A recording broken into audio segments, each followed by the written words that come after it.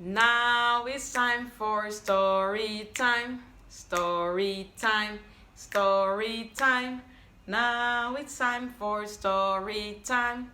Story time. Hello, my friends. Now it's time for our story time. And let me show our book for today. Ta-da! Look, what can you see on the cover of our book for today? A dinosaur, very good.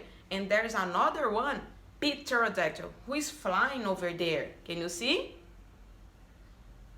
And what is behind the dinosaur? A volcano, very good. So, look at this dinosaur. Does he look happy? No, right? He's thinking.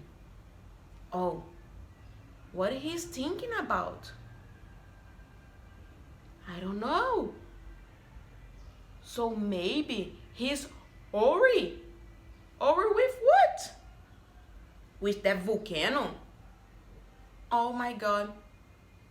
Or maybe he's thinking as well, just like you, what's gonna happen on this book?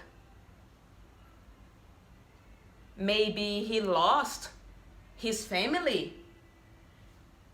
Poor dinosaur. So the name of our book for today is The Dinosaur Who Lost His World. Maybe he's worried about that. So let's read this book together and find out what's gonna happen, nursery. The Dinosaur Who Lost His Roar by Russell Punter and Andy Elkerton. Deep inside the forest lived a dinosaur named Sid. Rah! He always got in trouble for the noisy things he did. Spike was picking berries. Sid crept up like a cat. He let out such a mighty roar that Spike got covered, splat. That wasn't funny, Sid, growled Spike. The juice went in my eyes. Enjoy your breakfast, Sid replied. Who else can I surprise? Ross was standing by the pool to see what he could catch, when Sid let out a mighty roar. Poor Ross went tumbling, splash.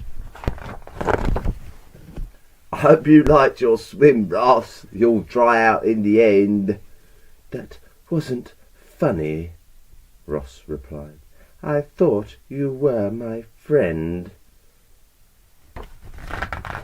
Sid saw Ellie hunting eggs. He sneaked behind her back.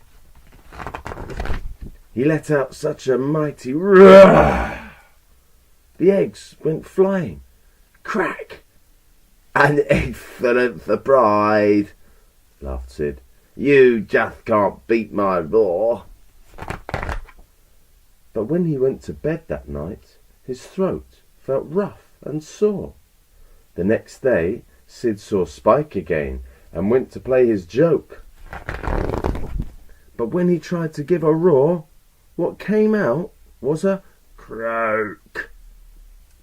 Ha ha, Sid, you've lost your roar. You can't scare me any more. Ross was balanced on a rock. Sid went to scare him off. But when he tried to give a roar, what came out was a puff. Ha ha, Sid, you've lost your roar. You can't scare me any more.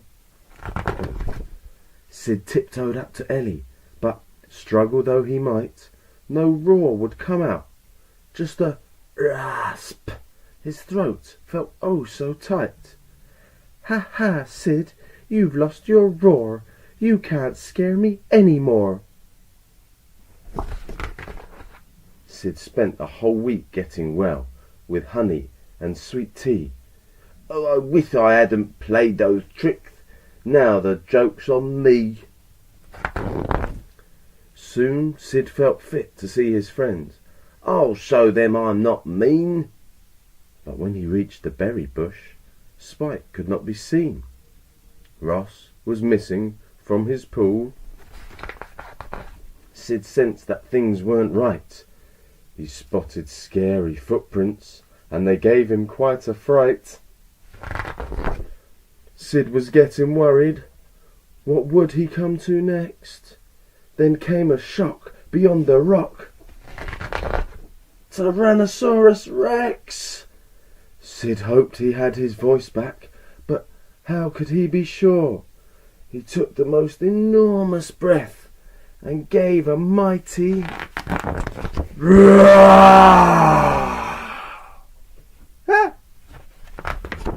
That T-Rex headed for the hills.